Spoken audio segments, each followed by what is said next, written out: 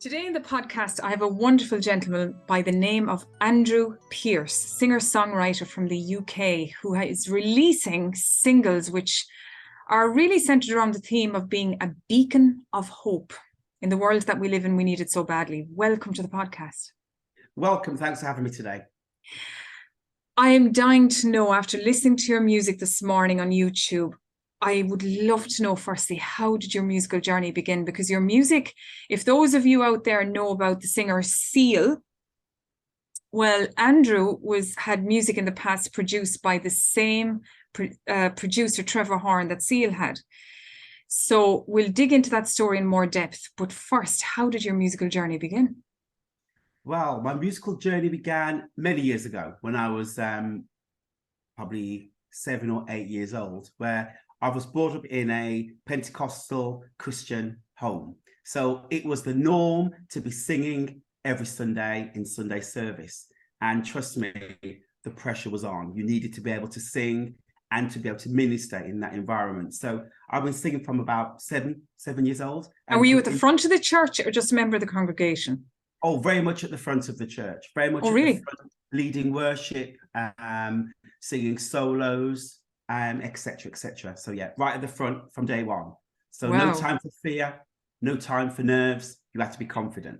Yeah, so you learned all the hymns and all the music of the time. Definitely. Wow. Yeah. So it sounds like, spiritually speaking, the spiritual life has been a big part of your life and the reason why you're sitting here today with the music that you're now producing. But interestingly, as a teen, you got signed with a record company called, I'm looking over here at my computer, called Polydor Records. So yes. How did that happen? Well, in my early teens, I was doing quite a lot of concerts around the country, venues, gospel venues like the Well, etc., etc. And apparently I'd been watched for quite a while before they approached me. But one day this person approached me at the performance and gave me a card and said he would like to sign you. And I didn't believe it at first, but it was actually somebody from the record label, Polydor Records, that headhunted me through a manager. And that's where it all started, really.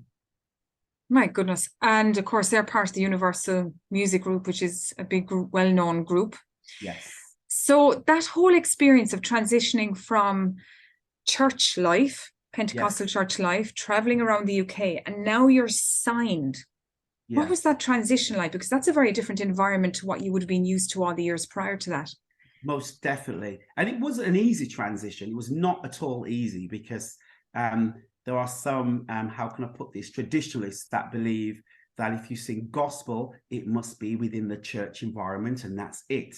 However, I had to deal with that in my late teens, and I come to realize that being able to minister and to sing, you are supposed to go out into all the world and preach the gospel and also to give people the message of hope. So that transition wasn't easy, especially when I was living in Los Angeles and Switzerland and Germany, other parts of the world. But the crux, the nucleus of it is being able to give that message wherever you go.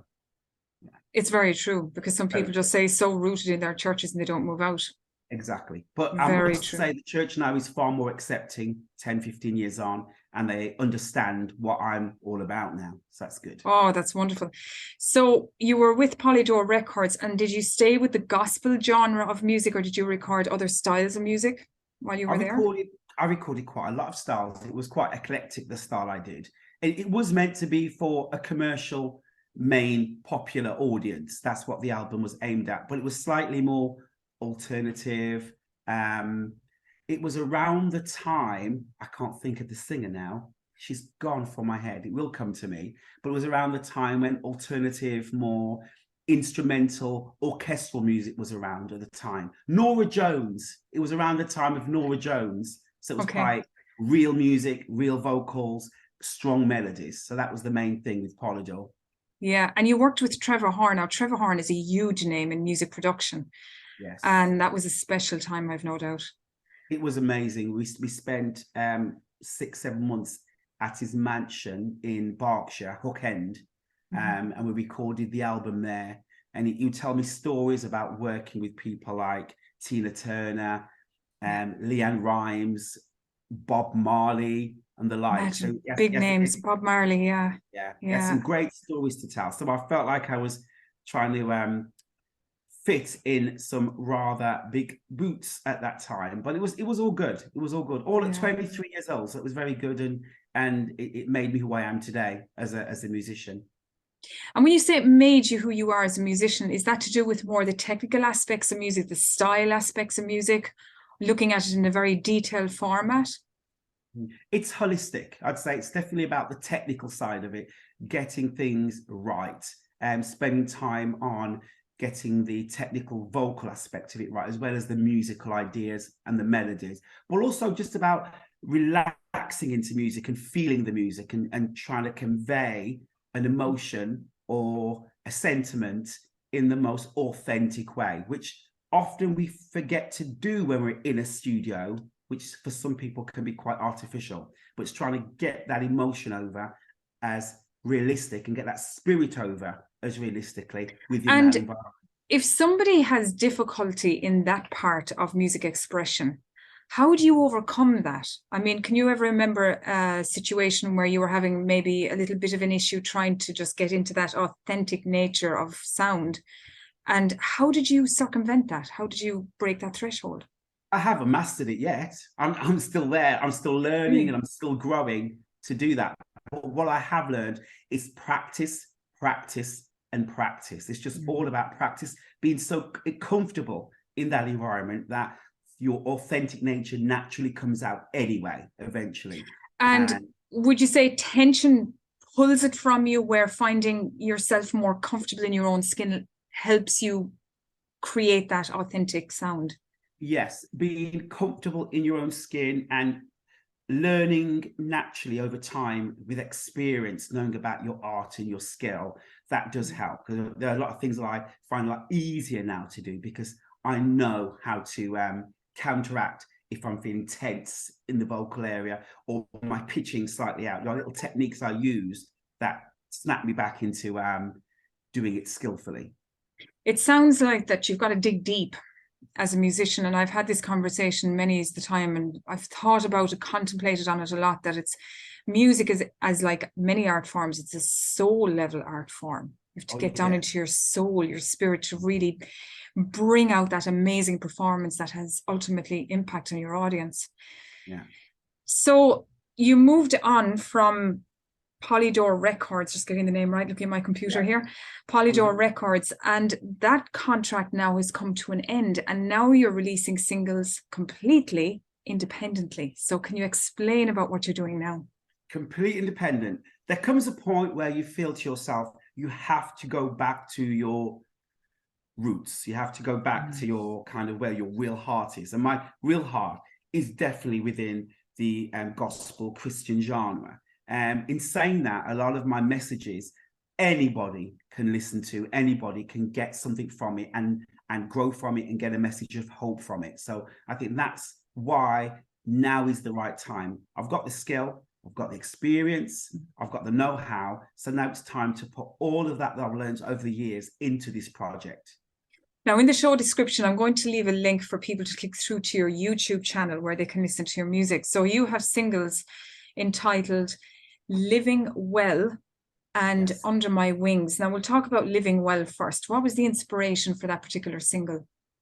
I felt inspired to write that one. I was literally sitting in my home on a Saturday evening, and I was thinking about how at times we may feel fear and discouragement and not too sure which direction to go. And I just felt as if in my spirit, God was telling me that, hang on a minute, I am your living well. Through me, you'll have life. Through me, you'll have abundance. Don't worry. Stop worrying about things. I am your protector, and I'm your living well. And not only do I give you life, but I'll give it you more abundantly. And that's why that song came to me. And it's been my mantra, so to speak, because I'm living well, because I'm under the living well. So it's like a play on words, actually. It is, yeah. It's interesting hearing you explain the single, because I was thinking, living well, what interpretation has he with that title? The second single you have is called Under My Wings. So what was Yes. the inspiration for that? It's from Psalms 91. It's about being protected and sticking to my vision, because sometimes when you have a vision to do something, there are lots of obstacles and you start doubting yourself whether it's the right thing you should be doing or not the right thing you should be doing. But I was told to act on my faith. And sometimes we sit back and we think, well, should we do this? Should we not do this? But I think if we act and move in our faith, that's when things start to happen. So being under his wing is all about knowing that we are under the wing of protection and we shouldn't fear. Just keep going and things will work out. I really believe And that. worry, therefore, is counteractive. Yes, it is. Yeah, it totally stalls everything when you worry and you're anxious. And I think a lot of people, you know, they talk about all of this, but you have to actually put legs under it, and it's in the moving out that the action, the effect happens. Yes, would you agree to that? That's the hardest part sometimes, is taking the action, because you can be held down and bound by doubt and fear and all those negative, you know, insecurities, whatever it may be. But it's in taking that action, it's actually putting your faith, it's actually proving your faith, it's acting, taking that step. Stepping into the unknown with protection, spiritual protection, as it were. Thank you. Thank you. Yeah. And it's working for me. It's happening. So I'm living proof that if you step out into something, it will fall into place. And all the things that you need in order to make that thing work will come to you. Yeah. It will come to you. You know, and there's a scripture which says, your gift will make room for you. So whatever your gift is, move in that area and it will make room for you. It will happen for you. It's amazing, really, because I've seen so many stories of what you're speaking about, of people knowing how to manage their mind, to control their thinking, control their mind, protect their mind.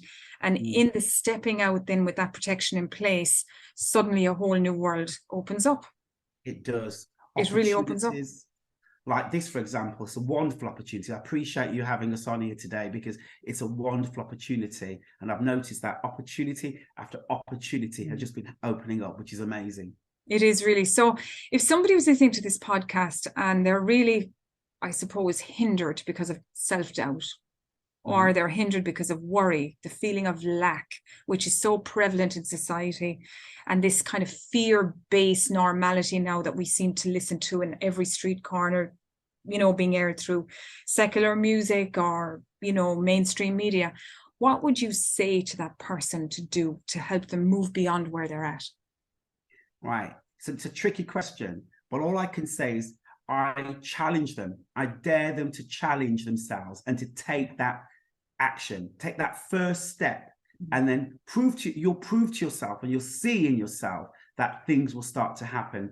Doubt, you will always have doubts. You will always have fears. That doesn't end in one day or one night. It will happen. But the more you start stepping in to your action, the more you start leaning on your faith, that's when those doubts and those fears will subside more, and you'll find you'll be more abundant, and you will prosper, and you will go forward. So imagine you've got faith and it's very small. How do you grow that faith? So like somebody might say, okay, I've just like this little bit of faith. I think I can do it. It's just like this tiny, but like, how do I make it go big so I can really believe?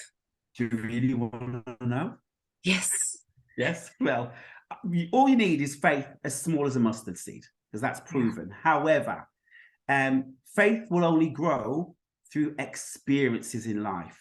You may pray for faith, but God doesn't give you more faith. What God will give you is experiences that you go through that build your faith. And people ask sometimes for more strength or more patience. God doesn't give you patience. It gives you experiences to go through that grow your experiences. Everything make you stronger.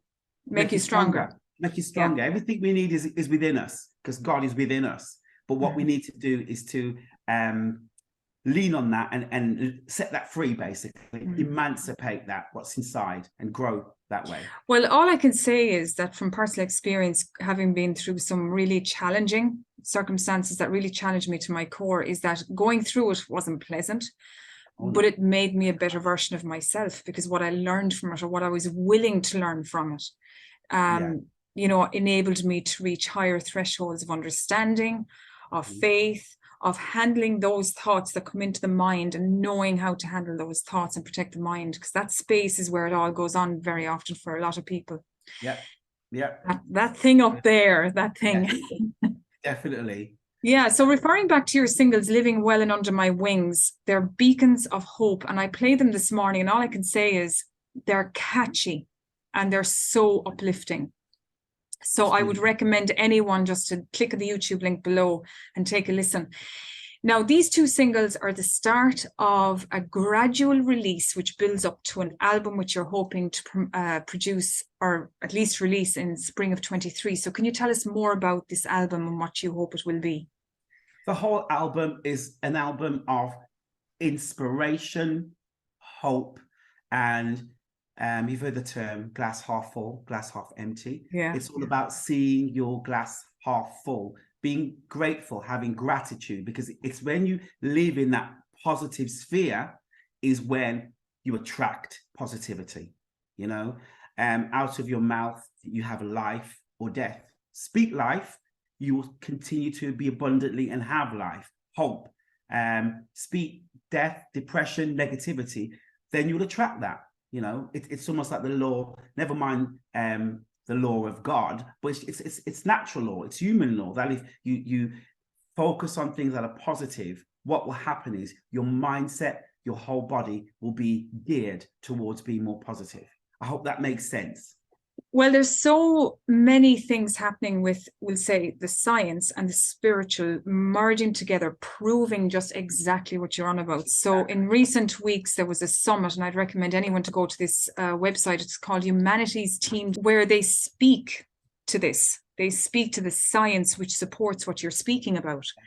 And that, you know, when you look at society currently, there's this fear that's normalized everywhere now, and it's come from COVID, it's come from war, it's come from all these things that are happening in mainstream media. But if you're what I would say to somebody from my own experience, if you can kind of step aside, know what's going on, and keep it over here to the side, but focus on protecting this headspace, yes, and therefore protecting your bubble, which is yours to protect. Absolutely. Your life will take on a new meaning. Exactly. So I would recommend, I'm just strongly recommending this album, Living Well, or these singles, Living Well and Under My Wings, just to play music like that, because it has the power to change your environment. And I'm a big believer. Yeah. I'm a big believer in the environment, changing the environment to ultimately impact everyday life. Yeah. So when will your album be out, do you think? I'm hopeful that it will probably be out late spring of 2023. So we're currently with my brother Mark Pearce, who's working with a lot of the music at the moment and some of the production as well. We're looking to probably release it at the end of spring. In 23. Or 23 of uplifting, inspirational songs that you can play again and again and again to lift your spirits and to give you hope in a world at the moment that seems very dark on many levels. Oh, it does. It does. And I mean, the more that we tune into this, the less that has power. Yeah. And it's interesting because when I say it's a dark world, I'm not saying the music has some kind of superficial sense to uplift you, but it's a deeper spiritual thing. It's a reality. It's not say think good and things will be perfect. It's not about that, but it's about the reality of listening to the music, which will uplift you spiritually in a real and dynamic way. Yes, and I think it's also as well, if you think about meditation, meditating on the concepts that you're presenting in thought through your music. So thinking deep, such questions, what would happen if I took that step of living under the eternal well, or under the protection of wings from a spiritual perspective? What would that mean? Asking that question instead of not maybe looking at it. What would it mean if I did look at it and meditate on that fact? Yeah. Come so, taste the sea. Come and try it. Yeah, exactly.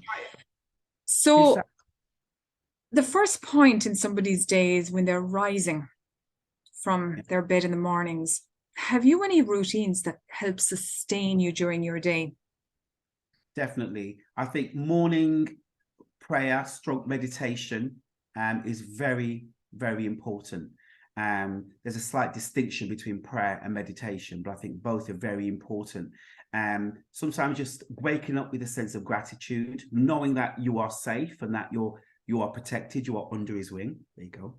That you're under his wing, and know that whatever happens in the day, that you'll have the strength and courage and the protection to face whatever comes ahead of you. You know, you don't need drugs, you don't need anything else to use as your crutch, so to speak. Yes, because yeah. once you've got faith and you know God, then you are fine. You are fine. You have all you need, basically, to face the day, the strength. If people want to reach out to you, where can you be found online? Online, that's a good question. I'm new to all this online thing, but they can find me on YouTube, obviously, which is Andrew Pearce Music. That's Pearce, Andrew Pearce Music. They can actually find me on Instagram as well, Andrew Pearce. I'm not too sure of the whole name of that. I'm also obviously on Spotify.